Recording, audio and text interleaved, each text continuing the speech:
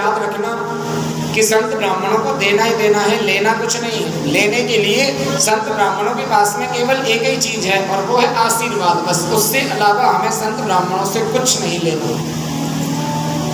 मेरे पास में कभी कभी शिकायत आती है कि तुम लोग संत ब्राह्मणों के साथ में मजाक करते हो। बेटा, अगर संतों ने कुछ कह दिया ना तो मैं भगवान होकर के भी आपको बचा नहीं पाऊंगा।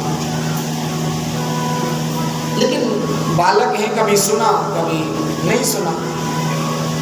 एक दिन कन्हैया के सभी पुत्र और सर नीचे करके हंसने लगे, एक दूसरे को देख रहे हैं। और पिताजी की बुद्धि खराब हो गई है। क्या दादाजी? जब बुजुर्ग अवस्था में जवान बालकों को माता पिता समझाते हैं ना तो बालक ऐसा ही बोलते हैं, और पिताजी की बुद्धि खराब हो गई है तो ये ऐसी बहकी बहकी बातें करते हैं। अब इनका क्या सुनना। और जब कन्हैया ने अपने बालकों को हंसते हुए देखा कि मेरे बेटा मेरी बातों पे हंस रहे हैं, अब समझाना बेकार है, अब ये भूतेंगे जब अपने आप समझ जाएंगे। और आज कन्हैया के बालकों ने भयंकर अपराध कर दिया। विश्वामित्र, असित, कण्व, दुर्वासा, भृगु, अंगिरा, कश्यप, वामदेव, अत्रि, वशिष्ठ, नारद जैसे बड़े बड़े तेजस्वी महात्मा और द्वारका पधारे।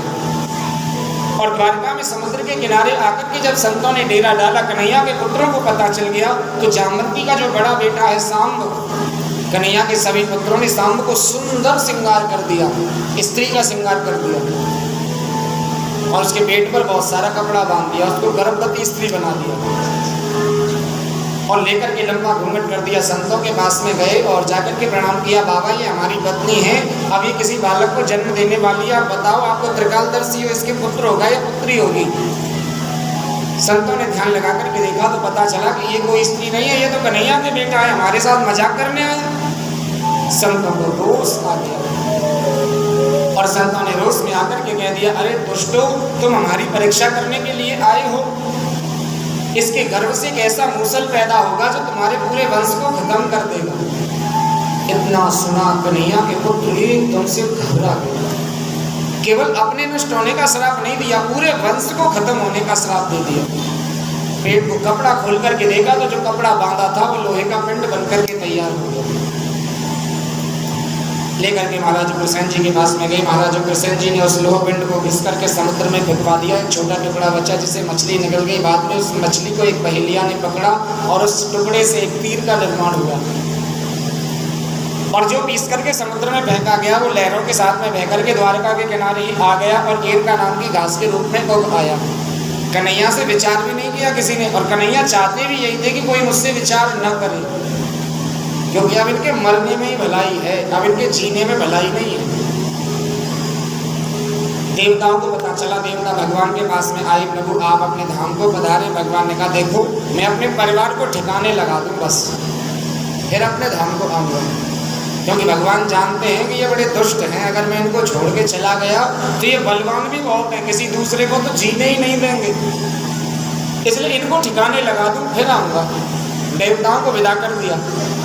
उद्धव जी आए। उद्धव जी महाराज ने आकर के भगवान से पूछा, प्रभु ये ज्ञान क्या है, वैराग्य क्या है? तो कन्हैया ने कहा, उद्धव जो प्रश्न आपने मुझसे पूछा यही प्रश्न हमारे पूर्वज जो महाराज यदु थे उन्होंने माता अनुसुईया के पुत्र दत्तात्रेय भगवान से पूछा और उन्होंने जो उत्तर दिया वही मैं तुम्हें बताता हूँ। वैराग्य 3 प्रकार का होता है, मरकट वैराग्य, शमशान वैराग्य, सच्चा वैराग्य। मरकट बोलते हैं बंदर को। बंदर कभी एक डाली पर ज्यादा देर नहीं बैठता, उछल कूद करना उसका स्वभाव है, यही वैराग्य है। थोड़ी देर के लिए आया फिर ठंडा पड़ गया, बेटा से झगड़ा हो गया, बैग में कपड़े रखे और अलवर स्टेशन पहुंच गए। 1 घंटे बाद फिर लौट आए। अब पोता ने पूछा आप तो वृंदावन गए थे, कैसे लौट आए? बोले मुझे छोटे वाले पोते की याद आ गई इसलिए लौट आया। तो ये होता है मरकट वैराग्य, थोड़ी देर के लिए आया फिर ठंडा पड़ गया।